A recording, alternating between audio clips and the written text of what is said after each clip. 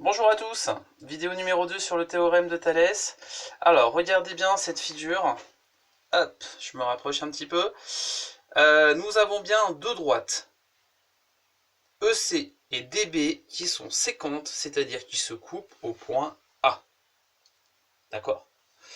Sur la première droite, que je vais nommer DB, nous observons bien que A, D et B sont alignés.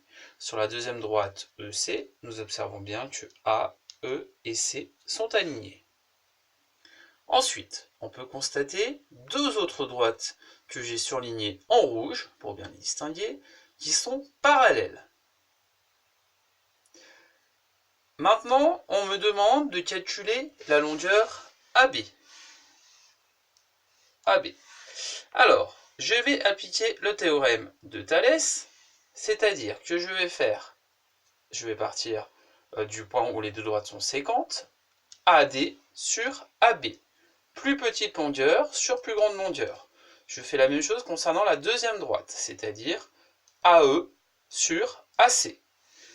Et puis, je fais la même chose avec mes deux droites parallèles. Donc, bien sûr, je vais prendre d'abord la longueur de la plus petite parallèle, c'est-à-dire DE sur CB.